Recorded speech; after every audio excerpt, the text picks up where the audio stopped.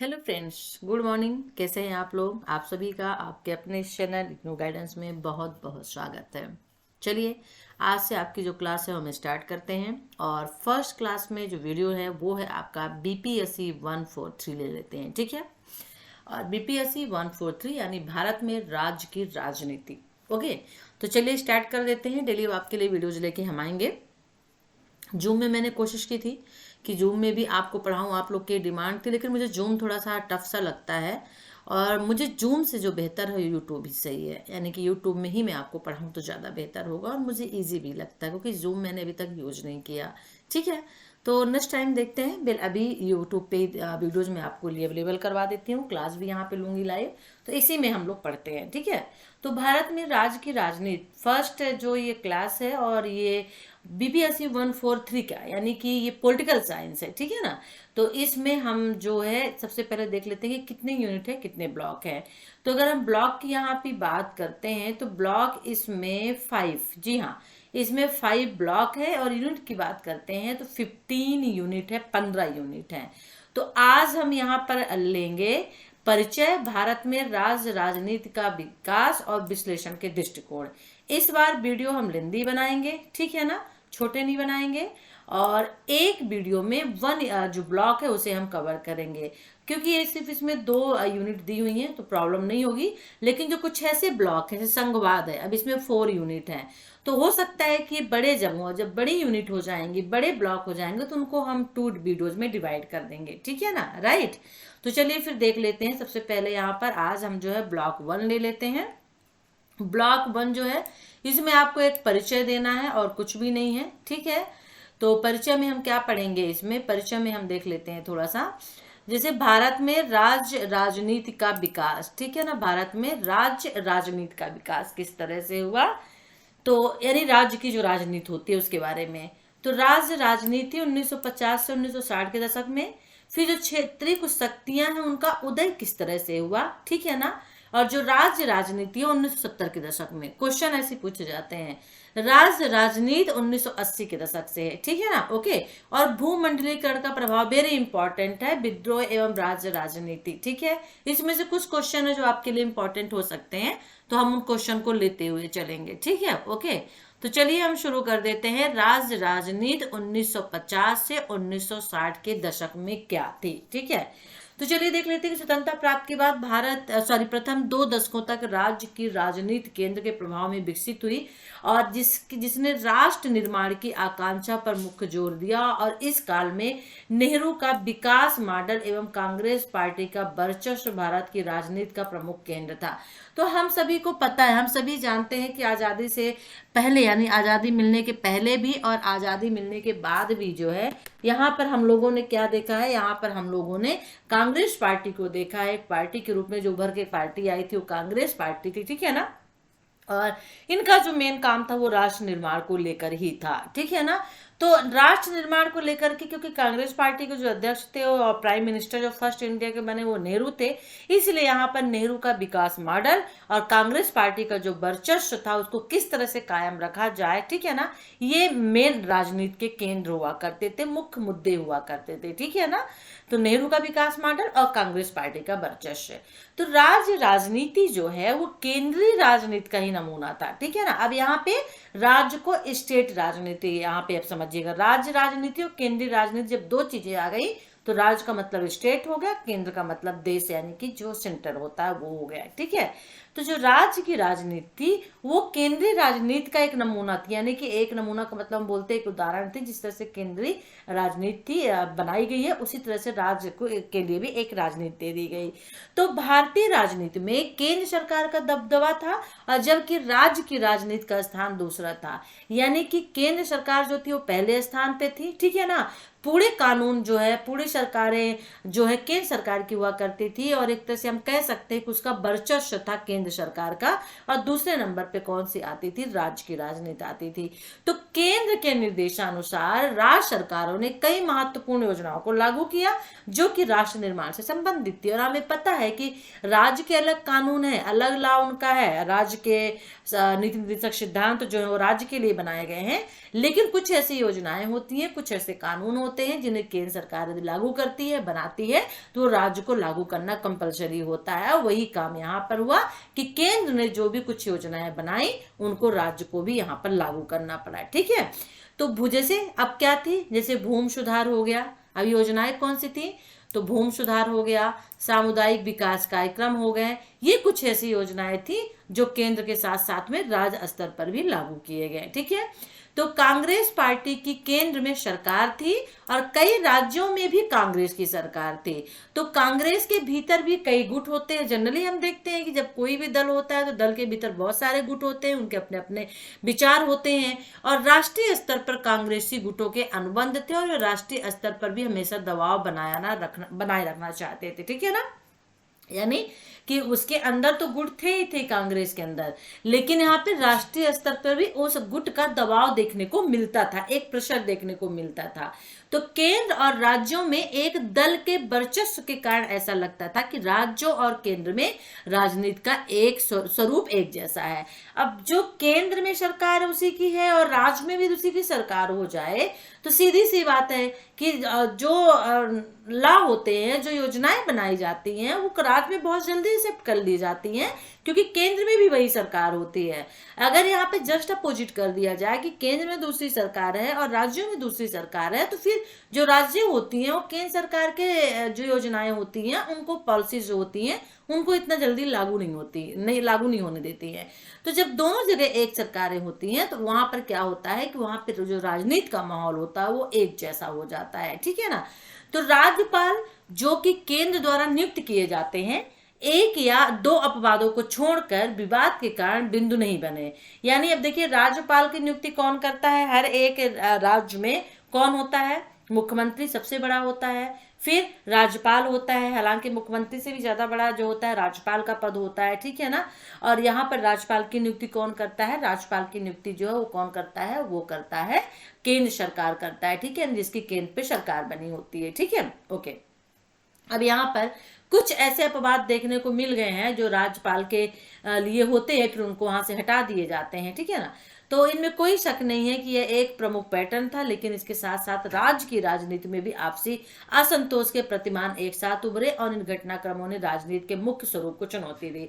अब जब कुछ घटनाएं होने लगी राज्य की राजनीति में, स्टेट की राजनीति में, पॉलिटिक्स में, कि जो क्योंकि राज्यपाल भी नियुक्त होते हैं। अब देखिए, जैसे मान लीजिए कि एक स्टेट में बीजेपी की सरकार हो गई। ठीक है ना, अब कांग्रेस की जहाँ पे सरकार है, बीजेपी तो ऑलरेडी गवर्नमेंट है, सेंटर पे बैठी है। मान लीजिए जहाँ पे कांग्रेस की सरकार है, सरकार तो कांग्रेस की है, मुख्यमंत्री भी कांग्रेस का है राज्य में, लेकिन वहां का जो राज्यपाल आया है वो कहाँ का है, उसे केंद्र सरकार ने नियुक्त किया और केंद्र में बीजेपी बैठी हुई है।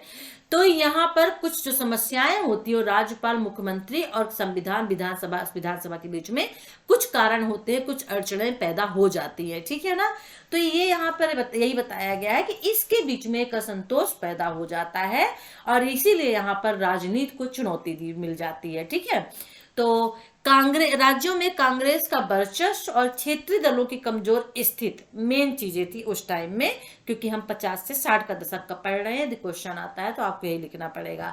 तो स्वतंत्रता जब मिली और उसके बाद जो है उत्तर पूर्व भारत में कुछ विद्रोह हुए, जैसे नागा हो गया और मिजो, यानी कि नागा राज्य, नागालैंड का, और मिजोरम का विद्रोह शुरू हो गया। ये लोग अपने आप को एक अलग राष्ट्र के रूप में मतलब कहने लगे कि हम एक अलग राष्ट्र है, हमारी बोलचाल, हमारी भाषा अलग है, तो हमें अलग राष्ट्र के रूप में दर्जा दिया जाए। जम्मू कश्मीर को ही ले लीजिए, यहाँ पे भी यही चीज हुआ। वो भारत से अपने आप को अलग होना वो नहीं चाहते थे, लेकिन फिर भी भारत से अपने आप को अलग रखना चाहते थे। ठीक है ना, वो एक अलग राष्ट्र का निर्माण चाहते थे। दक्षिण भारत में राज्यों की मांग उठने लगी, एक अलग मांग उठने लगी। तो ये बहुत सारी चीजें थी, बहुत सारी राजनीतिक चीजें थी जो उठकर सामने आई 50 से 60 के दशक में। ठीक है ना, और कांग्रेस विभिन्न विचारधाराओं को मानने वाले दलों ने भी इस दौरे में राज्यों की राजनीति में एक महत्वपूर्ण भूमिका निभाई।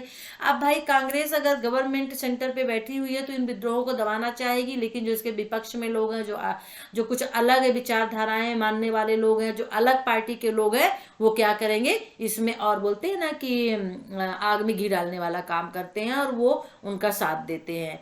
तो उत्तर भारतीय राज्यों में बिहार, उत्तर प्रदेश में जनसंघ, केरल और पश्चिम बंगाल में समाजवादी और वामपंथियों ने, पंजाब में अकाली दल ने एक साथ कांग्रेस के खिलाफ विभिन्न मुद्दों पर लोगों को एकजुट किया।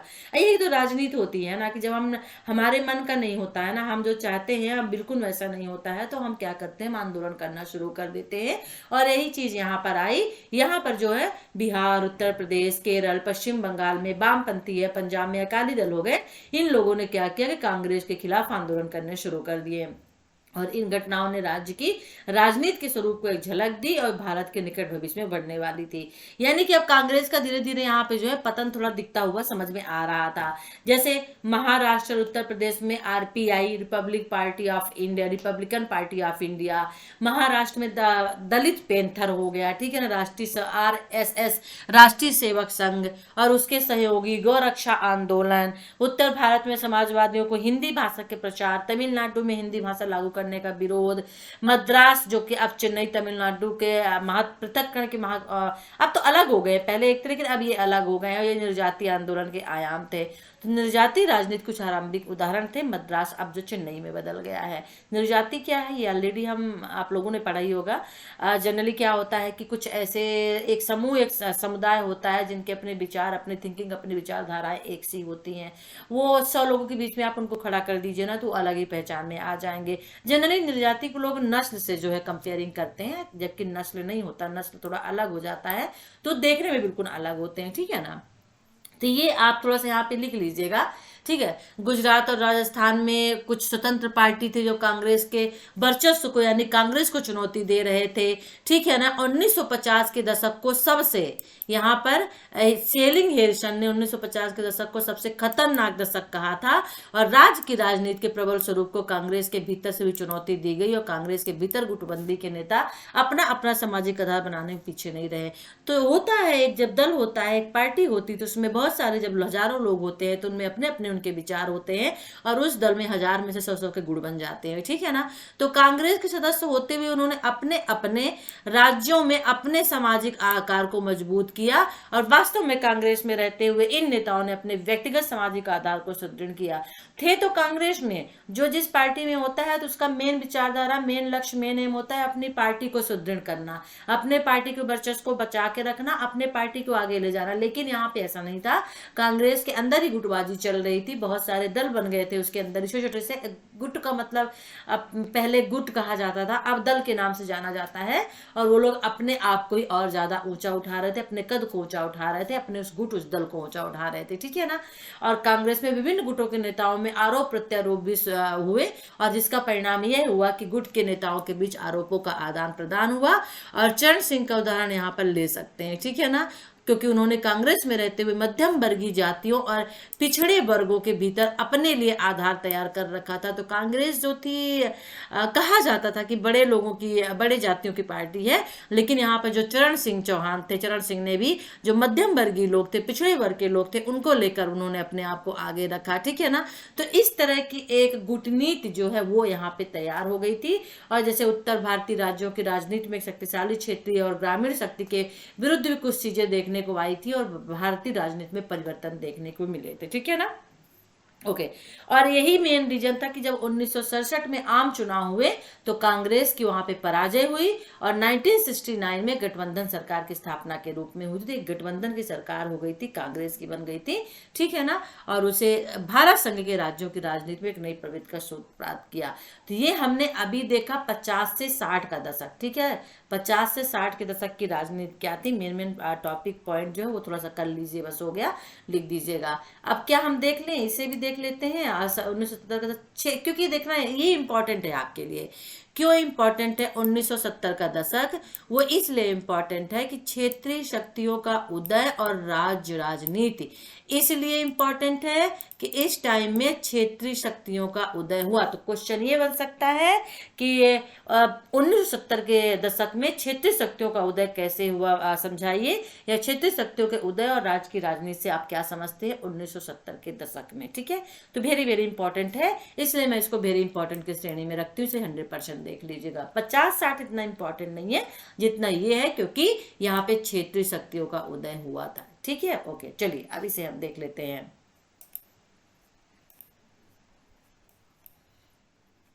ओके, अब देखिए 1960 है और 1970 के दशक में राज्य की राजनीति के रूप में बहुत बड़ा परिवर्तन हुआ, और ये परिवर्तन ये हुआ कि पंडित जवाहरलाल नेहरू के निधन, ठीक है, उनका निधन हो गया था। और यही हुआ, जब आप एक अच्छे नेता को खो देते हैं, अपने पार्टी के एक महान नेता को खो देते हैं, तो पार्टी बिखरने लगती है। ठीक है, क्योंकि जब आप कोई दल बनाते हैं और उस दल में जो एक मेन मुखिया होता है, उसके रहते हुए कितनी भी गुटबाजी क्यों ना हो जाए, आप एक साथ रहते हैं जिससे सब डरते हैं, लेकिन जब वही वहां से चला जाता है तो पार्टी में बिखराव शुरू हो जाता है। और यही हुआ था कांग्रेस व्यवस्था का पतन और इंदिरा गांधी के उत्थान के बाद व्यक्ति आधारित राजनीति का उदय हुआ। यानी कि 1960-70 के दशक में परिवर्तन हुआ, राजनीति के रूप में परिवर्तन हुआ। वो परिवर्तन जवाहरलाल नेहरू की मृत्यु से शुरू हुआ था, लेकिन कांग्रेस व्यवस्था का पतन तो हुआ, लेकिन इंदिरा गांधी का उत्थान भी यानी विकास भी हुआ। और व्यक्तिगत जो उस समय की राजनीति थी वो व्यक्तिगत आधारित राजनीति हो गई थी। ठीक है, और 1960 और 70 के दशकों के अंत तक राज्य की राजनीति का एक सर्वाधिक महत्वपूर्ण लक्षण ग्रामीण अमीरों या विशेष रूप से उन क्षेत्रों में उदय हुआ जिनमें हरित क्रांति हुई। तो सबसे बड़ा जो परिवर्तन हुआ 1960 के 70 की राजनीति का, जो महत्वपूर्ण लक्षण देखने को मिली, विशेषताएं देखने को मिली, वह ये हुआ था कि जो गांव के अमीर, अब शहर नहीं, जो गांव के अमीर थे वो लोग, या फिर विशेष रूप से उस क्षेत्रों का यानी उन जगहों का उदय हुआ जहां पे हरित क्रांति हुई, जैसे पंजाब वगैरह ले लीजिए, जहां पे खेती किसानी ज्यादा की जाती थी। हरित क्रांति का मतलब क्या हुआ? नए टेक्नोलॉजी का यूज करना, ठीक है ना, खेती वगैरह के लिए। और जैसे यहाँ पे देखिए एग्जाम्पल भी दिया है, पंजाब और हरियाणा में जाट, बिहार में यादव, कुर्मी, आंध्र में कांबा और रेड्डी, और कर्नाटक में बोकालिगा और लियांका समुदाय के किसान थे। ठीक है ना, ये हरित क्रांति थी। ठीक है ना, तो यहाँ पर एक तरह से जातिगत जो राजनीति थी वो भी यहाँ पे शुरू हो गई थी। तो जैसे यहाँ पे मैंने ऊपर पढ़ा, चरण सिंह का पढ़ा था ना, तो चरण सिंह ने मुख्य रूप से कृषि संबंधी एजेंडे पर ध्यान केंद्रित कराया था। ठीक है, और उन्होंने भारतीय क्रांति दल का गठन किया था, और 1967 से 1987 यानी 2 दशक तक उत्तर भारत की राजनीति में एक मजबूत भूमिका का नेतृत्व किया था उन्होंने, और एक मंच प्रदान किया था, एक आधार प्रदान किया था। ठीक है, किसने? चरण सिंह ने। Okay, right. और उनका बिहार और हरियाणा में राज्य के स्तर के नेताओं के साथ इस अवधि के दौरान उत्तर भारत की राजनीति पर भी प्रभाव पड़ा। तो बिहार के साथ साथ, बिहार हरियाणा के साथ साथ में उन्होंने उत्तर भारत की राजनीति में भी अपना प्रभाव, अपना इफेक्ट दिखाया। और कई राज्यों में उत्तर प्रदेश की तर्ज पर अनेक क्षेत्रीय और खेतीहर वर्ग के मजबूत सामाजिक आधार वाले नेताओं का भी उदय हुआ। यही है क्षेत्रीय उदयवाद। ठीक है ना, क्षेत्रीय उदयवाद यही हुआ कि यहाँ पर बहुत सारे क्षेत्रीय में क्या हुआ, उत्तर प्रदेश में जैसे जो उदय हुआ था, उसी तरह से अनेक क्षेत्रीय और खेतीहर वर्ग के जो मजबूत सामाजिक आधार वाले नेता थे उनका भी उदय हुआ।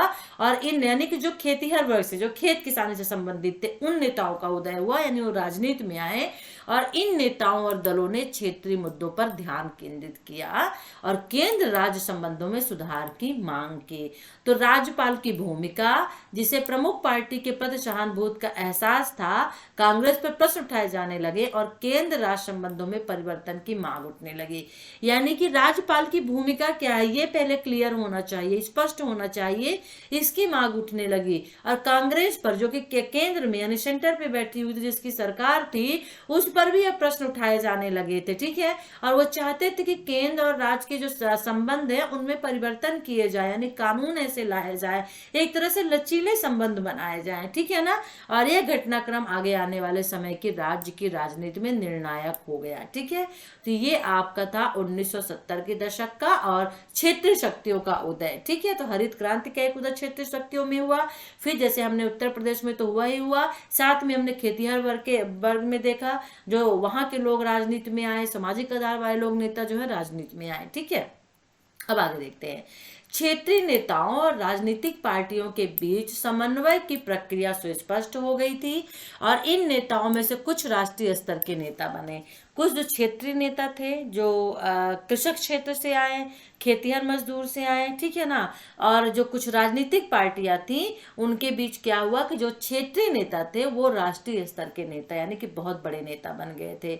और इन नेताओं ने क्षेत्रीय और राज्य की राजनीति से प्रेरणा ग्रहण की और क्षेत्रीय राजनीतिक दलों को नेतृत्व किया। तो जो क्षेत्रीय जगह से आए, एक क्षेत्र विशेष से, क्षेत्र का मतलब एक क्षेत्र विशेष से, ठीक है ना, आए, तो उन्होंने क्या किया कि राज्य और क्षेत्र की राजनीति क्या होती है उस चीज को समझा और क्षेत्रीय राजनीतिक दल का इन्होंने नेतृत्व किया, ठीक है। यानी कि यहाँ पे क्षेत्रीय राजनीतिक दलों का आगमन हो गया और आपातकाल के दौरान अनेक राज्यों और राष्ट्रीय नेताओं और दलों में कांग्रेस के खिलाफ एकजुट होने का मौका मिल गया। जब इंदिरा गांधी ने आपातकाल लगा दिया था, आपको पता है इमरजेंसी जब लगी थी, उस दौरान क्या हुआ था कि जो राज्य थे और देश थे और जो क्षेत्रीय नेताएं थे, जो दल बनाए, क्षेत्रीय नेता का मतलब जो क्षेत्रीय दल बनाए गए थे वो कांग्रेस के खिलाफ हो गए थे, एक दूसरे के साथ अब मिलने लगे थे, कांग्रेस के अगेंस्ट होने लगे थे। तो क्षेत्रीय और राष्ट्रीय दलों ने मिलकर जनता पार्टी बनाई और केंद्र तथा राज्यों में अपनी सरकारें बनाई, ठीक है ना। तो जो क्षेत्रीय नेता थे और जो राष्ट्रीय दल थे उन्होंने मिलकर एक जनता पार्टी बनाई और केंद्र और राज्य में भी ये जो है इन्होंने अपनी सरकार बनाई, जनता पार्टी, ठीक है। और केंद्र और राज्य दोनों ही जगह जनता पार्टी की सरकार ने जनता के लिए कई योजनाओं को लागू किया और जिनकी प्रतिक्रिया राज्य की राजनीति में हुई। मतलब अब कांग्रेस जो है सत्ता से बेदखल हो चुकी थी, यहाँ पर क्षेत्रीय और राष्ट्रीय जो दल थे यानी गठबंधन की सरकार बनी जिसका नाम जनता पार्टी दिया गया। और ये जनता पार्टी जो थी केंद्र में भी इसने अपनी सरकार बनाई और बहुत से राज्यों में भी अपनी सरकार बनाई, ठीक है, दोनों जगह पर बनाई और उसने जनता के लिए बहुत सारी योजनाएं लागू की थी, ठीक है ना, राइट। और मंडल आयोग की नियुक्ति, यहाँ पे देखिए जनता पार्टी की क्या काम थे, तो मंडल आयोग की नियुक्ति और बिहार तथा उत्तर प्रदेश में पिछड़े वर्गों के लिए आरक्षण की शुरुआत ने राज्य और राष्ट्रीय राजनीति दोनों के लिए महत्वपूर्ण रुझान पैदा किया। जब जनता पार्टी आई तो उसने मंडल आयोग की नियुक्ति भी कर दी और बिहार उत्तर प्रदेश में जितने भी पिछड़े वर्ग थे उनके लिए आरक्षण का काम भी शुरू कर दिया था, ठीक है ना। यही है क्षेत्रीय दल का उद्भव, यही है क्षेत्रीय जो दल थे किस तरह से उनका उद्भव हुआ, ठीक है। क्षेत्रीय दल है, क्षेत्रीय शक्तियों का उद्भव, जो दल बनेंगे वही तो शक्तियां होंगी, ठीक है। उन शक्तियों का मतलब जो सरकार बना रही है वो शक्तियां ही तो है, जिसकी गवर्नमेंट बन जाती है उसी के हाथ में शक्ति आ जाती है, ठीक है, ओके। तो ये हो गया। अब थोड़ा सा आगे और देख लेते हैं। राज्य स्तरीय नेताओं और राजनीतिक दलों को न केवल इंदिरा गांधी के नेतृत्व और कांग्रेस के संगठन को चुनौती दी बल्कि केंद्र और राज्य संबंधों में मजबूत स्थान की मांग की। अब जो राज्य स्तर पर जो कुछ दल बने थे उन्होंने इंदिरा गांधी यानी कांग्रेस को भी चुनौती दी और कांग्रेस के साथ साथ में उन्होंने केंद्र और राज्य के संबंध को मजबूत बनाने की मांग की, ठीक है। और इसी तरह से केंद्र राज्य संबंधों में संशोधन के लिए 1983 के अंत में सरकारिया आयोग का गठन किया जो 1960 और 1980 के दशक के महत्वपूर्ण घटनाओं में एक था। तो सरकारिया आयोग याद कर लीजिएगा, ठीक है ना, राइट। 1983 में सरकारी आयोग का गठन किया गया था। तमिलनाडु में राजमन्नार आयोग का गठन हुआ। वहीं पश्चिम बंगाल में वामपंथी सरकार का प्रस्ताव रखा गया था जो महत्वपूर्ण यहाँ पे माना जाता है। तो यहाँ पर कुल मिला के कह सकते हैं कि इंदिरा गांधी के नेतृत्व को 1970 के दशक में जेपी आंदोलन और गुजरात आंदोलन ने चुनौती दी थी, ठीक है ना। और क्षेत्रीय शक्तियों जैसे जेपी आंदोलन, इलाहाबाद उच्च न्यायालय के निर्णयों की चुनौतियों के सामने असमर्थ होकर इंदिरा गांधी ने 20 महीने तक यानी 1975 से 1979 तक आपात लगाया। यानी देखिए इंदिरा गांधी ने कुछ ऐसे निर्णय लिए गए थे, जो क्षेत्रीय शक्तियां थी ये इतनी उभर के आ गई थी कि राज्य और केंद्र के बीच में एक संतुलन चाहती थी, एक संबंध, अच्छा संबंध चाहती थी। और इन्होंने कुछ ऐसे आंदोलन किए थे कि कोर्ट को भी मजबूर होकर कुछ निर्णय लेने पड़े थे जो इंदिरा गांधी के खिलाफ थे। इंदिरा गांधी ने जो इमरजेंसी लगा दी थी और इसकी बदौलत इंदिरा गांधी को चुनाव लड़ने पर रोक लगा दी गई थी। ये शक्तियां थी, ये उस वक्त की शक्तियां थी जिन्होंने अपना कमाल कर दिखाया था। और आपातकाल के बाद क्षेत्रीय नेताओं जैसे चरण सिंह का राष्ट्रीय स्तर की राजनीति में प्रवेश हो गया। आपातकाल जब इंदिरा गांधी ने लगा दिया था, 20 महीने के लिए इंदिरा गांधी ने आपातकाल लगाया था, सोचिए, ठीक है ना, यानी 75 से 79 में। और इसके साथ बिहार में कर्पूरी ठाकुर जो थे, हरियाणा में देवीलाल, उत्तर प्रदेश में राम नरेश यादव, मुलायम सिंह यादव जैसे अनेक राज्य स्तरीय नेताओं ने केंद्रीय राजनीति में अपने कार्यक्रम को आगे बढ़ाने का प्रयास किया। तो यहाँ पे जो क्षेत्रीय शक्तियां हैं, सपा जैसे मुलायम सिंह यादव हो गए, सपा हो गए, ठीक है, और भी आप ले लीजिए यहाँ पर जनता पार्टी के बारे में ले लीजिए, जो ऐसी शक्तियां हैं जो उभर कर सामने आई थी। तो वेरी इंपॉर्टेंट ये क्वेश्चन आपके लिए बनता है, इसे 100% डन कर लीजिएगा, ठीक है ना। और इस यूनिट से एक क्वेश्चन ये इंपॉर्टेंट है, क्षेत्रीय शक्तियों का उद्भव कैसे हुआ 1970 के दशक में, या कौन कौन सी क्षेत्रीय शक्तियां थी, ठीक है, ओके, राइट। चलिए क्वेश्चन देख लेते हैं, ओके। वही स्वतंत्रता प्राप्त के प्रथम 2 दशकों में भारतीय राजनीति के प्रमुख लक्षण कौन कौन से, तो हमने शुरू में आपको जो लक्षण बताए थे, ठीक है, खेतीहर वाले ये सभी चीजें थे। अब राजनीति 1980 के दशक में, इसे लूं क्या, इसे छोड़ देती हूँ, ठीक है। हाँ, भूमंडलीकरण हमें इसमें पढ़ना है क्योंकि सभी चीजें नहीं लेंगे। भूमंडलीकरण का प्रभाव, भूमंडलीकरण है क्या ये देख लेते हैं, ठीक है ना। भूमंडलीकरण का मतलब होता है जिसे हम बोलते हैं ग्लोबलाइजेशन, ओके, यही होता है ना भूमंडलीकरण। चलिए पढ़ते हैं इसे। 20वीं शताब्दी के अंतिम दशक के अंत में राज्य की राजनीति में एक नया अध्याय जुड़ गया, एक नया मोड़ आया, एक नया परिवर्तन आया। क्या आया? भूमंडलीकरण ने एक और केंद्र की स्थिति को जो है क्या कर दिया था, यानी एक और केंद्र को कमजोर बना दिया था, तो दूसरी ओर इसने राज्य राष्ट्रीय राजनीति में क्षेत्रीय शक्तियों को महत्वपूर्ण भागीदार बनाया। जो छोटे छोटे दल उभर कर सामने आ रहे थे, क्षेत्रीय शक्तियों का मतलब क्या हुआ, जो छोटे छोटे दल उभर कर सामने आ रहे थे, जो छोटे छोटे दल बन रहे थे। आप देखिए ना, आप तो आजकल तो दल जो है राष्ट्रीय स्तर पर इतने सारे बन गए हैं। जैसे एक आप है, आप सरकार को ले लीजिए, क्षेत्रीय स्तर पे थे, उसने सिर्फ दिल्ली में सबसे पहले शासन बनाया, ये क्षेत्रीय स्तर हो गया। लेकिन अब वो क्या है, पंजाब में भी पहुंच रही है, यानी वो राष्ट्रीय स्तर पे आ रही है। तो क्षेत्रीय स्तर पर भी क्या हुआ कि शक्तियां जो थी उभर कर आई, और विदेशी प्रत्यक्ष निवेश यानी FDI का सभी राज्यों पर एक प्रभाव नहीं पड़ा। कुछ राज्यों ने इसका लाभ उठाया जबकि अन्य राज्य इससे पीछे रह गए, ठीक है ना। तो वास्तव में उदारीकरण के कारण निवेश की मांग करने के लिए राज्यों के बीच प्रतिस्पर्धा हो गई, और कुछ विशेषज्ञों के अनुसार भूमंडलीकरण ने राज्यों में असमानता पैदा कर दी, यानी कि एक देश का दूसरे देश के साथ जो संबंध होता था, जो व्यापार होता था, जो बिजनेस होता था, वो भूमंडलीकरण कहलाता है, आदान प्रदान विनिमय, ये सभी चीजें, ठीक है ना।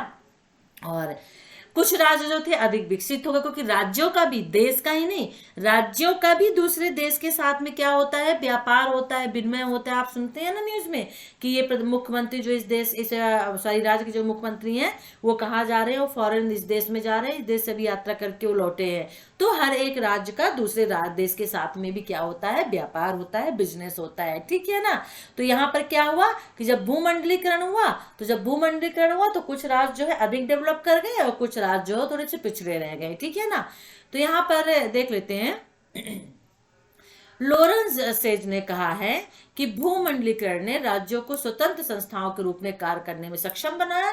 यहाँ पे भूमंडलीकरण के अंतर्गत राज्य को स्वतंत्रता होती है कि अपने राज्य के व्यापार को वो अपने हिसाब से बढ़ा सकते हैं, जिस तरह से चाहे उस तरह से वो कर सकते हैं, ठीक है, ताकि वो अपना एजेंडा आगे बढ़ा सके। अब राज्य प्रत्यक्ष तौर पर अंतरराष्ट्रीय डोनर्स के साथ समझौता कर सकते हैं और विभिन्न एजेंसियों के साथ समझौता कर सकते हैं, यानी केंद्र के ऊपर अब डिपेंड नहीं है।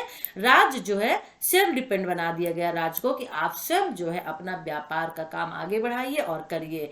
लेकिन ये सब केंद्र सरकार की अनुमति के बाद ही कर सकते हैं, केंद्र सरकार उनको परमिशन देगी, उसके बाद राज्य कर सकेंगे। और ऐसा भूमंडलीकरण के पूर्व चरण में संभव नहीं था, ठीक है, यानी भूमंडलीकरण के पहला ऐसा संभव नहीं था।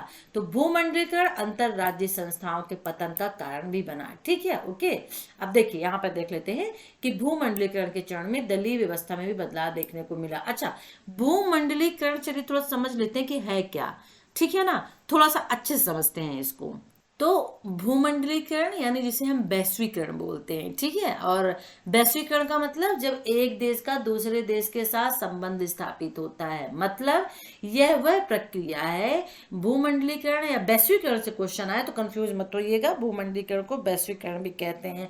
यह वह प्रोसेस है जिसके माध्यम से जो विश्व होता है, यानी संपूर्ण विश्व आप इसमें लिख सकते हैं, ठीक है, क्योंकि विश्व में पूरे देश आ जाते हैं। तो इसकी जो अर्थव्यवस्था है संसार की अर्थव्यवस्था के साथ, यानी संपूर्ण विश्व की अर्थव्यवस्था को संसार की अर्थव्यवस्था के साथ एकीकृत करना यानी जोड़ना होता है, ठीक है ना। और इसमें क्या होता है, वस्तुओं का, सेवाओं का, व्यक्तियों का, सूचनाओं का जो राष्ट्र की सीमाओं के आर पार आदान प्रदान होता है, संचरण होता है, वही भूमंडलीकरण कहलाता है। जो मैंने आपको बताया, व्यापार करना, बिजनेस करना, चाहे वो वस्तु का हो, चाहे वो सेवाएं हो, चाहे वो व्यक्तियों, किसी भी माध्यम से, ठीक है। तो एक देश का दूसरे देश के साथ, संपूर्ण विश्व की अर्थव्यवस्था का दूसरे देश की अर्थव्यवस्था के साथ, ठीक है ना, ये भूमंडलीकरण होता है। और वेरी इंपॉर्टेंट ये आपके लिए बन जाता है ये क्वेश्चन। दो क्वेश्चन हमने आपको इस ब्लॉक में बता दिए हैं, एक 1970 के दशक का यानी क्षेत्रीय शक्तियों का उदय, और दूसरा भूमंडलीकरण क्या होता है। वेरी वेरी इंपॉर्टेंट है, ठीक है ना। तो क्लियर हो गया ना कि भूमंडलीकरण क्या होता है, ठीक है, ओके। अब कोई कंफ्यूजन तो नहीं रह गया ना। अब देखिए, जो भूमंडलीकरण होता है इससे क्या होता है, विश्व व्यापार को बढ़ावा मिलता है, ठीक है ना। और भूमंडलीकरण से संपूर्ण विश्व में परस्पर सहयोग एवं समन्वय से एक बाजार के रूप में कार्य करने की शक्ति को भी प्रोत्साहन मिलता है, ठीक है। तो भूमंडलीकरण की प्रक्रिया के अंतर्गत क्या होता है, एक सिंपल लैंग्वेज में यदि हम देखें कि भूमंडलीकरण क्या कहलाता है, तो जब वस्तुओं एवं सेवाओं को एक देश से दूसरे देश में आने एवं जाने के अवरोधों को समाप्त कर दिया जाए, यानी निश्चिंत रूप से, निर्भीक रूप से वस्तुएं एक देश से दूसरे देश में क्या की जाती हैं, भेजी जाती हैं, और इस प्रकार से संपूर्ण विश्व में बाजार शक्तियां स्वतंत्र रूप से काम करती हैं, तो वो भूमंडलीकरण कहलाता है, वैश्वीकरण कहलाता है, ठीक है। क्लियर हुआ। तो अधिकांश राज्यों में दो या दो से अधिक दलों का उदय एक प्रमुख दल के रूप में हुआ, और राज्य स्तरीय दल किसी विशेष क्षेत्र, धर्म या जाति की तरफ झुके होते हैं। बिल्कुल सही है, जो राज्य स्तरीय दल होते हैं, जो राज्य स्तर पर दल बने होते हैं, वो क्या होते हैं कि विशेष क्षेत्र, धर्म, जात, क्योंकि जात के आधार पे ही तो दल बने होते हैं। हम जनरली कहते हैं, आप बोलते हैं ना कि एज एग्जांपल पहले से सुनते आ रहे, जो सुनते आ रहे हैं, कांग्रेस जो है बनियाओं की है ना, ऐसे कुछ करके बोलते हैं उनकी टीम है, और हम बोल देते हैं कि जो सपा है वो यादवों की है, और जो बीजेपी है वो ब्राह्मणों की। ये क्या है, यही तो है विशेष क्षेत्र, धर्म और जात की, ठीक है ना। जो बसपा है, ठीक है ना, बहुजन समाज पार्टी, वो ST SC की, ये है, ये क्षेत्र हो जाता है एक विशेष क्षेत्र, विशेष जाति, विशेष धर्म, ठीक है, ओके। तो ये जो गठबंधन होते हैं ना, ये चुनावों से पहले, चुनावों के बाद गठबंधन में भी अपना प्रभाव ये डालते रहते हैं, ठीक है ना। जैसे यहाँ पे देखिए, गठबंधन करके भी सरकार बनाते हैं, जैसे बहुजन समाज पार्टी जिसका प्रमुख आधार उत्तर प्रदेश, पंजाब तथा मध्य प्रदेश में है, समाजवादी पार्टी, अकाली दल, राष्ट्रीय लोक दल उत्तर भारतीय राज्यों में है, बीजू जनता दल पूर्वी भारत असम वगैरह में है, दक्षिण भारत में तेलुगु देशम पार्टी, AIADMK, और DMK के दक्षिण भारत में शिवसेना, नेशनलिस्ट कांग्रेस पार्टी, महाराष्ट्र इत्यादि में है। तो कुछ क्षेत्रीय दल है, ठीक है, याद कर लीजिएगा, ठीक है। तो राजनीतिक दलों की भूमिका मुख्य तौर पर चुनाव के लोगों को एकजुट करने की होती है, उन्हें एकजुट करना होता है, और कुछ नई शक्तियों के उभरते, जैसे दलित, पिछड़ा वर्ग के बाद गैर चुनावी लाभ, यही तो मैं आपको बता रही थी। दलित किसका हो गया, भाजपा का हो गया। पिछड़ा वर्ग कुछ भाजपा में भी है, कुछ सपा में भी है, कुछ भाजपा में भी, आजकल तो पिछड़ा वर्ग जो भाजपा के साथ ही जा रहा है, ये होता है, ठीक है ना। तो बाद के चुनावों में भूमिका निभाते हैं। तो ये क्या हो गया, ये हो गया वैश्वीकरण, भूमंडलीकरण, जिसे हमने देखा भूमंडलीकरण का प्रभाव, ठीक है ना। वेरी वेरी इंपॉर्टेंट है, इसे देख लीजिएगा आप, ठीक है। अब इसमें कुछ और है क्या पढ़ाने के लिए, विद्रोह एवं राजनीति, इसे हम नहीं देखते, कुछ आप लोग अपने से भी देख लीजिए यदि आपको लगता है, ठीक है ना, कि इंपॉर्टेंट हो सकता है, नहीं है, जरा से इसमें दिया हुआ है, ठीक है ना, ओके। जैसे कि भारत में भूमंडलीकरण और राज्य के बीच किस प्रकार के संबंध है, तो ये देख लीजिएगा, वेरी वेरी इंपॉर्टेंट है। ये क्वेश्चन है आपका 2, अभ्यास 2 का 2 ही है, इसमें शायद कभी कभी आंसर भी देखता है, ठीक है ना, ओके ओके। कांग्रेस पार्टी के पतन के मुख्य कारण क्या थे, यदि क्वेश्चन ये पूछता है, वेरी इंपॉर्टेंट हो सकता है थोड़ा सा। कांग्रेस पार्टी के पतन के मुख्य कारण क्या थे, तो कांग्रेस पार्टी के पतन के मुख्य कारण ये मुख्य कारण थे कि कांग्रेस का जनता की आकांक्षाओं को पूरा करने में नाकाम रहना, सबसे पहला, ठीक है। पहला कारण क्या था, लिख लीजिए, नोट्स बनाइए। मैं पहले भी कहती थी, अब भी कहना चाहूंगी कि एक नोट्स बनाइए, बीपीएससी 143 उसका एक कॉपी बड़ा सा रजिस्टर ला लीजिए। अब जो मैं आपको ब्लॉक यूनिट पढ़ाती जा रही हूँ, जो मैं आपको वेरी वेरी इंपॉर्टेंट क्वेश्चंस बताती जा रही हूँ, तो क्वेश्चंस भी लिखते जाइए, ठीक है ना। जैसे ये मैंने ऊपर नहीं पढ़ाया, लेकिन यहाँ पर देखिए निष्कर्ष में दिया है सारांश में, तो ये इंपॉर्टेंट हो सकता है, ठीक है ना। हो सकता है आपसे पूछ दे कि 1950 या 60 के दशक में कांग्रेस पार्टी का जो अभ्युदय है वो किस तरह से हुआ और पतन के मुख्य कारण क्या थे, ये वेरी इंपॉर्टेंट है। और 70 के दशक में भी कांग्रेस के पतन के कारण पूछ सकता है। तो पहला था कांग्रेस की जनता का आकांक्षाओं को पूरा करने में नाकाम रहना, यानी कांग्रेस का जनता की आकांक्षाओं को पूरा न कर पाना। और यहाँ पे दूसरा बन जाता है कांग्रेस के भीतर गुटबाजी, बस इतना लिख दीजिए, कांग्रेस के भीतर गुटबाजी का चरम सीमा पर होना, या गुटबाजी लिख दीजिए, गुटबाजी का होना, ठीक है। और तीसरा लिख दीजिए गैर कांग्रेसी दलों द्वारा लोगों को कांग्रेस की सफलता के विरुद्ध लामबंद करना, यानी गैर कांग्रेसी दल जो क्षेत्रीय दल थे, जो कांग्रेस के अलावा और भी दल थे, उनका कांग्रेस की सफलता के विरुद्ध क्या करना, घेरना या आंदोलन करना। 3 यहाँ पे कांग्रेस की पार्टी के पतन के कारण है, वेरी वेरी इंपॉर्टेंट है, तो प्लीज इसे आप लिख लीजिए, ठीक है। ओके ओके 1970 के दशक की राजनीति की विशेषताएं थी, क्या विशेषताएं थी। 1970 का दशक वही है क्षेत्रीय शक्तियों का जब उद्भव हुआ था, तो क्या विशेषताएं थी। हो सकता है क्वेश्चन पूछ दे कि 1970 के दशक में क्षेत्रीय शक्तियों का उद्भव कैसे हुआ और राजनीति की विशेषताएं लिखिए, फिर क्या करेंगे आप। तो पहला था कांग्रेस व्यवस्था का पतन, पहली विशेषता, ठीक है। दूसरा कांग्रेस का व्यक्तिकरण यहाँ पे हो गया था, कांग्रेस एक व्यक्ति की सरकार होकर रह गई थी, पंडित जवाहरलाल नेहरू, फिर इंदिरा गांधी के बाद राजीव गांधी, इस तरह से करके, तो कांग्रेस का व्यक्तिकरण हुआ। फिर तीसरा यहाँ पे लिख लीजिए हरित क्रांति प्रभावित क्षेत्रों में अमीर किसानों का क्षेत्रीय दलों में आना, ठीक है। यानी हरित क्रांति, यहाँ पे ऐसे भी लिख सकते हैं कि क्षेत्रीय दलों क्षेत्रीय किसानों का दलों में आना और हरित क्रांति की शुरुआत, ऐसे आप कर सकते हैं, ठीक है। या हरित क्रांति की शुरुआत और अमीर किसानों का क्षेत्रीय दलों में आना, ठीक है। और तीसरा आप चौथा कर लीजिए हरित क्रांति प्रभावित क्षेत्रों में नए नेताओं और दलों का उदय। ये है राज्य की राजनीति की विशेषताएं, जो वेरी वेरी इंपॉर्टेंट है। 4 क्वेश्चन बने हैं, एक आपका 1970 के दशक की राजनीति पूछता है तो वही लिखना है, यदि क्षेत्रीय शक्तियों का उद्भव पूछता है तो वही लिखना है, तो 2 क्वेश्चन के आंसर एक ही हो जाते हैं। दूसरा क्वेश्चन भूमंडलीकरण का आपका बन जाता है, ओके। तीसरा क्वेश्चन कांग्रेस पार्टी के पतन के मुख्य कारण क्या थे, चौथा क्वेश्चन आपके राजनीति की विशेषताएं क्या थी, ठीक है। देखिए भूमंडलीकरण से एक क्वेश्चन पूछा था ना, ओके। तो भूमंडलीकरण ने विभिन्न राज्यों में एफडीआई को आकर्षित करने का काम किया था, इसके प्रभाव के कारण राज्यों को अंतर्राष्ट्रीय करदाताओं के साथ बातचीत करने का मौका मिला था एफडीआई के माध्यम से, ठीक है। और हमारा क्वेश्चन क्या था, हमारा क्वेश्चन ये था कि भारत में भूमंडलीकरण और राज्य के बीच किस प्रकार संबंध थे। तो भूमंडलीकरण, राज्य और भूमंडलीकरण के बीच में संबंध था वो एफडीआई की वजह से था, ठीक है ना, ओके। वेरी वेरी इंपॉर्टेंट है। अब चलिए दूसरा ले लेते हैं विश्लेषण के दृष्टिकोण, क्योंकि एक ही ब्लॉक में हमें इसको, एक ब्लॉक को एक वीडियो में फिनिश्ड कर देना है। तो अगर हम विश्लेषण के दृष्टिकोण देखते हैं यूनिट 2 में, तो इसमें हम मार्क्सवादी दृष्टिकोण को तो 100% देखेंगे, उसे हम छोड़ ही नहीं सकते हैं। और दूसरा क्या हो सकता है, बस मार्क्सवादी दृष्टिकोण ले लेते हैं जो मुझे इंपॉर्टेंट लगता है यहाँ पे, ठीक है ना। ओके चलिए, व्यवस्थित दृष्टिकोण क्या है, थोड़ा सा एक नजर। व्यवस्थित दृष्टिकोण उन दृष्टिकोणों में से एक है जिसका प्रयोग राज्य की राजनीति के विश्लेषण में किया जाता है। यानी जब राज्य की राजनीति का विश्लेषण, एनालिसिस किया जाता है, वहां पे व्यवस्थित दृष्टिकोण को अपनाया जाता है। और मार्क्सवादी दृष्टिकोण भी इस प्रकार का एक दृष्टिकोण है जिसे आप आगे हम पढ़ेंगे। तो व्यवस्थित दृष्टिकोण एक प्रकार से अपने प्रकार्यात्मक या आधुनिकीकरण विकासशील दृष्टिकोण के रूप में जाना जाता है। तो व्यवस्थित दृष्टिकोण का प्रयोग राज्य की राजनीति के विश्लेषण में किया जाता है और इसके अंतर्गत हम कार्यात्मक, प्रकार्यात्मक, आधुनिकीकरण, विकासशील दृष्टिकोण को अपनाते हैं, ठीक है। तो 1970 का जो दशक था, ये दोनों दृष्टिकोण प्रमुख थे। यानी 1970 के दशक में जो व्यवस्थित दृष्टिकोण था और मार्क्सवादी दृष्टिकोण, दोनों इंपॉर्टेंट है, ठीक है ना, ओके। तो व्यवस्थित दृष्टिकोण यहाँ पे दिया हुआ है, इसे हम नहीं लेंगे, हम देखेंगे मार्क्सवादी दृष्टिकोण, क्योंकि मुझे मार्क्सवादी दृष्टिकोण वेरी इंपॉर्टेंट लगता है मेरे नजरिए से।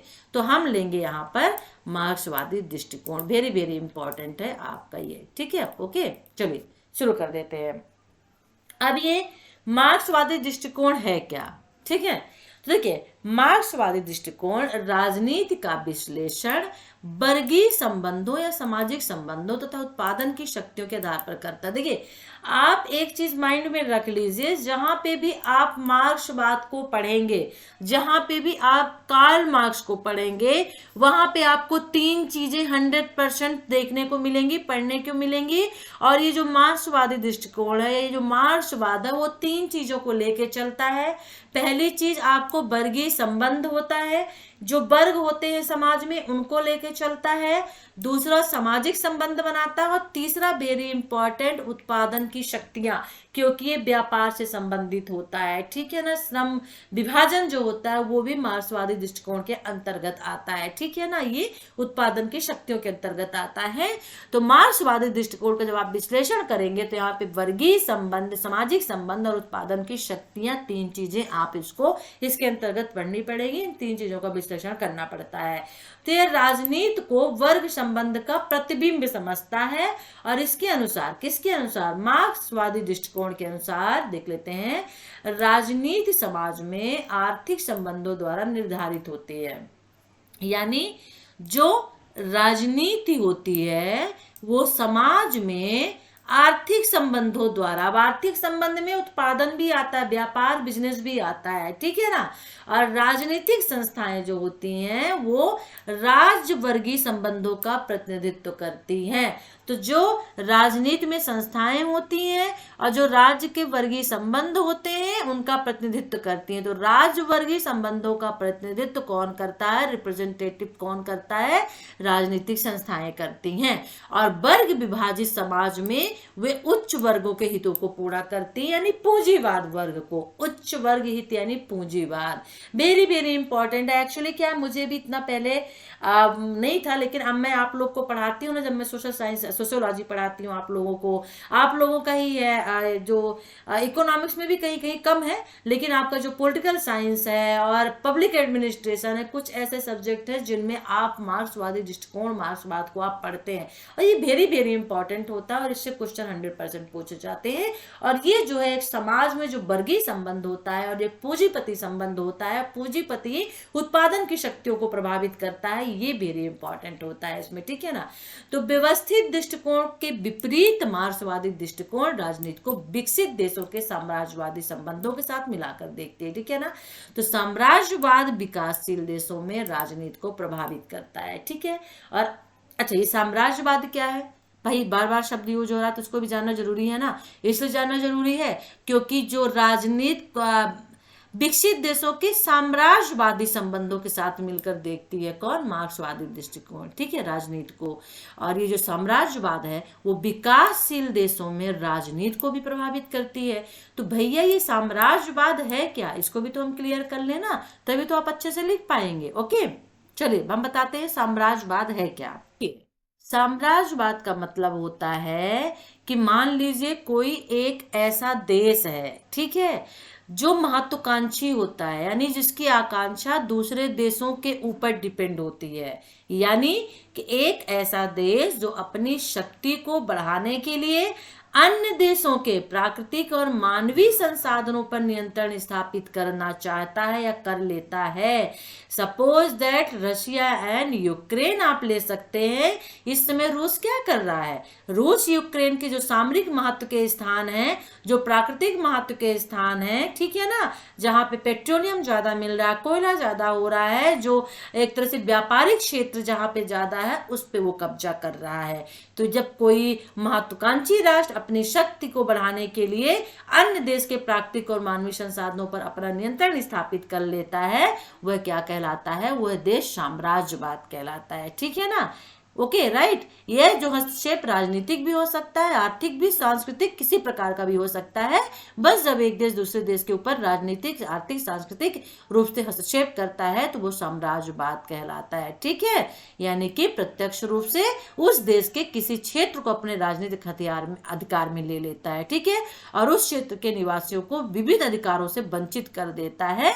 तो तो जो नियंत्रित क्षेत्र होता है उसको साम्राज्य कहा जाता है, और जो ऐसा करता है वो साम्राज्यवाद देश कहलाता है। ठीक है, तो यही होता है, जो साम्राज्यवाद देश होता है, जो एक शक्तिशाली देश होता है, जो महत्वाकांक्षी देश होता है, वो जो विकासशील देश यानी उससे कम विकसित जो देश होते हैं उनकी राजनीति को प्रभावित करता है। ये मार्क्सवाद का मानना है। समझ में आ गया? Okay okay. अंतरराष्ट्रीय संस्थाओं जैसे विश्व बैंक, अंतरराष्ट्रीय मुद्रा कोष यानी IMF तथा साम्राज्यवाद विकासशील देशों की राजनीति को नियंत्रित करते हैं, और ये संस्थाएं विकासशील देशों पर अपनी शर्तें लगाती हैं। ठीक है ना, यानी जैसे देखिए अब रूस ने यूक्रेन पर शर्तें तो लगा दी ना कि या तो तुम मेरी शर्त को मानो, नहीं तो तुम अंजाम को भुगतो, और यूक्रेन उसकी शर्त को नहीं मान रहा है तो युद्ध कंटिन्यू चल रहा है। तो साम्राज्यवाद रूस यहाँ पे साम्राज्यवाद देश बना हुआ, यूक्रेन यहाँ पे विकासशील देश है। राइट, इतना तो समझ में आ गया ना, मैंने इतने अच्छे समझा दिया। अब देख लेते हैं। ओके, अब देखिए इन शर्तों के परिणाम स्वरूप विकासशील देशों में राज्य अपनी नीतियां निर्धारित करते हैं तथा वे नीतियां आम लोगों पर विपरीत असर डालती है। अब किसी उस विकासशील जो देश है जैसे यूक्रेन है, उस पर अगर रूस ने कब्जा कर लिया किसी क्षेत्र विशेष पर, तो वहां के लोगों पर भी रूस का अधिकार हो जाएगा। अब जब सीधी सी बात है कोई दूसरा देश किसी दूसरे देश के क्षेत्र पर अधिकार करता है तो उसकी सांस्कृतिक और राजनीतिक और आर्थिक जो जीवन होता है वो प्रभावित होता है, और उन लोगों में आक्रोश बढ़ जाता है उस नीतियों के खिलाफ जो साम्राज्यवादी देश वहां पर हस्तक्षेप करता है। ठीक है, और जो शासक वर्गों के खिलाफ वर्ग संघर्ष का रूप ले लेता है जो यूक्रेन में इस समय चल रहा है। ठीक है ना, तो व्यवस्थित दृष्टिकोण के विपरीत मार्क्सवादी दृष्टिकोण राजनीति को इतिहास के साथ जोड़कर देखता है, और यह सामाजिक एवं राजनीतिक यथार्थ को जानने के लिए द्वंदात्मक भौतिकवाद को लागू करता है। ये द्वंदात्मक भौतिकवाद मार्क्सवाद का ही है। ठीक है ना, और यही ये कहता है कि द्वंदात्मक भौतिकवाद जो है वो राजनीतिक यथार्थ में लागू होता है, यानी द्वंदात्मक भौतिकवाद से ही राजनीतिक यथार्थ सिद्ध होता है। ठीक है, तो द्वंदात्मक भौतिकवाद ही ऐतिहासिक भौतिकवाद के रूप में जाना जाता है।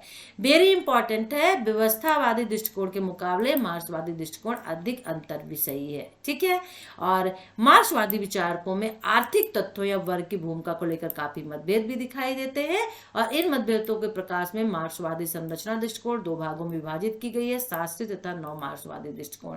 यानी मार्क्सवादी संरचना दृष्टिकोण है दो भागों में विभाजित हो गई है, पहला शास्त्रीय, दूसरा नव मार्क्सवादी दृष्टिकोण। तो वेरी इंपॉर्टेंट है ये मार्क्सवादी दृष्टिकोण आपको पढ़ना, इसे पढ़ लीजिएगा, थोड़ा सा माइंड में रखिएगा। ठीक है ना, और हाँ इसमें वेरी इंपॉर्टेंट है जो मैं आपको बता रही हूं वो है मार्क्सवादी दृष्टिकोण, और साथ ही साथ में व्यवस्थित दृष्टिकोण, जो व्यवस्थित दृष्टिकोण ही है ना, हाँ व्यवस्थित दृष्टिकोण। ठीक है ना, मैं इसे थोड़ा इरेज कर दूं तो आपके समझ में, सॉरी, तो आपके समझ में ये आ जाएगा। ओके चलिए, ये हो गया और यहाँ पे ये हो गया। अब देख लेते हैं, तो जो मार्क्सवादी दृष्टिकोण है इसमें और जो यहाँ पर व्यवस्थित दृष्टिकोण है इसमें अंतर भी पहुंच सकता है। ठीक है, कि इन दोनों में क्या अंतर है, और यहाँ पे देखिए अंतर दिया है। पूरा ये समझाया जो है अंतर के माध्यम से समझाया गया है, जो अभी मैंने आपको बताया वो अंतर के माध्यम से समझाया गया। तो वेरी वेरी इंपॉर्टेंट है। ठीक है ना, अंतर भी इनमें देख लीजिएगा। शास्त्रीय मार्क्सवादी दृष्टिकोण यानी कम्युनिस्ट मैनिफेस्टो में मार्क्सवादी दृष्टिकोण के अनुसार अर्थव्यवस्था राजनीति की तुलना में अधिक निर्धारित भूमिका अदा करती, अति निर्धारित। ठीक है, इसको हम छोड़ देते हैं, जो इंपॉर्टेंट होता है। नव मार्क्सवादी दृष्टिकोण इसे ले क्या, नहीं इसे भी छोड़ देते हैं। ओके,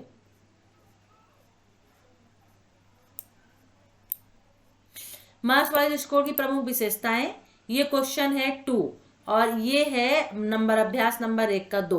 हम ये वेरी इंपॉर्टेंट में रखेंगे। हो सकता है क्वेश्चन पूछ दे कि मार्क्सवादी दृष्टिकोण से आप क्या समझते हैं, इसकी प्रमुख विशेषताएं बताइए। पहला क्वेश्चन हमारा इस वाले यूनिट से क्रिएट हो रहा है मार्क्सवादी दृष्टिकोण से। ठीक है ना, ओके। उत्तर आधुनिक दृष्टिकोण, ये भी हम नहीं देखेंगे। ओके, इसे छोड़ देते हैं। संघ निर्माण दृष्टिकोण भी नहीं देखेंगे, सामाजिक पूंजी दृष्टिकोण भी नहीं देखेंगे, चुनावों का अध्ययन के लिए दृष्टिकोण भी नहीं देखेंगे। हम इसमें से सिर्फ एक क्वेश्चन लेते हैं। संदर्भ यहाँ पे आपका ये खत्म भी हो गया है। ठीक है ना, तो हमारा इसमें पहला जो क्वेश्चन था, ठीक है ना, ओके, वो देख लेते हैं। व्यवस्थित दृष्टिकोण का उपयोग किसमें किया जाता है, तो व्यवस्थित दृष्टिकोण का उपयोग राज्य की राजनीति से संबंधित राजनीतिक संस्थाओं और प्रक्रियाओं के लिए किया जाता है, और यह इस पर केंद्रित है कि एक राजनीतिक व्यवस्था एक समाज में होने वाले बदलावों के साथ कैसे तालमेल रखती है। ठीक है ना, और ये दृष्टिकोण क्या है, इसके अनुसार एक राजनीतिक व्यवस्था समाज में परिवर्तन के साथ अपने आप में ढाल लेती है, इसका अस्तित्व बना रहता है। ये देखिए इसमें पूछा था, क्या पूछा था, विशेषता पूछा था। है ना, मार्क्सवादी दृष्टिकोण का यही था ना। तो देखिए मार्क्सवादी दृष्टिकोण के अनुसार राजनीति की व्याख्या वर्ग संबंधों के उत्पादन और उत्पादन की शक्तियों के संदर्भ में की जाती है। पहली विशेषता इसकी हो गई मार्क्सवादी दृष्टिकोण की, वेरी वेरी इंपॉर्टेंट, कि राजनीति की व्याख्या वर्ग संबंध और उत्पादन की शक्ति, उत्पादन और उत्पादन की शक्तियों के आधार पर उसके संदर्भ में की जाती है, ठीक है ना। दूसरी विशेषता है कि राजनीतिक समाज में वर्ग संबंधों से प्रभावित होती है। राजनीतिक समाज किससे? वर्ग संबंधों से प्रभावित होती है, ठीक है ना। और तीसरी विशेषता लिख लीजिएगा कि मार्क्सवादी दृष्टिकोण दो प्रकार के हैं, एक शास्त्रीय, दूसरा नव मार्क्सवादी दृष्टिकोण, ठीक है ना। और चौथी विशेषता लिख लीजिएगा कि राजनीति का निर्धारण करने में अर्थव्यवस्था की भूमिका सबसे अधिक महत्वपूर्ण होती है। किसमें? मार्क्सवादी दृष्टिकोण में राजनीति का निर्धारण करने के लिए अर्थव्यवस्था की भूमिका सबसे अधिक महत्वपूर्ण होती है, ठीक है। तो ये हो गया फिनिश्ड हमारा ब्लॉक 1, ठीक है ना। अब इसमें कुछ है भी नहीं। इस ब्लॉक से हमने 4 या 5 शायद क्वेश्चन लिए हैं जो वेरी वेरी इंपॉर्टेंट है, उन्हें देख लीजिएगा। इसीलिए मैं बहुत पहले से आप लोगों को पढ़ा रही हूँ, तो प्लीज इस बार आप लोग लेट लतीफ मत करिएगा। अगर एक दिन में भी एक ही वीडियो देख लेते हैं, एक यूनिट, क्योंकि एक दिन में सिर्फ एक ही ब्लॉक हम आपके लिए एक सब्जेक्ट का लेके आएंगे। जैसे मैंने बीपीएससी 143 आज लिया है, तो अब बीपीएससी दूसरे सब्जेक्ट का जो 45, 46, 42 है उनका देख लूंगी, या फिर अदर सब्जेक्ट का देख लूंगी। तो एक दिन में एक सब्जेक्ट का एक वीडियो लेके आऊंगी, तो आपके लिए भी अच्छा रहेगा, पढ़ने के लिए टाइम भी रहेगा। तो जो एक कॉपी बना लीजिए, नोट्स बना लीजिए, और जो मैं इंपॉर्टेंट क्वेश्चंस बता रही हूँ उसे आप लिख लीजिए, ठीक है ना। जो आंसर बता रही हूँ जो इसमें दिए हैं उनको भी आप लिख लीजिए। तो वीडियो को लाइक कर लीजिए, शेयर कर लीजिए, चैनल को सब्सक्राइब कर लीजिए नहीं किया है तो। नेक्स्ट हमारा वीडियो जो होगा हम यहाँ पर लेंगे ब्लॉक 2 संघवाद देखेंगे, ठीक है ना। ओके राइट, चलिए फिर नेक्स्ट वीडियो के साथ हम आपसे फिर मिलते हैं। Take care, bye.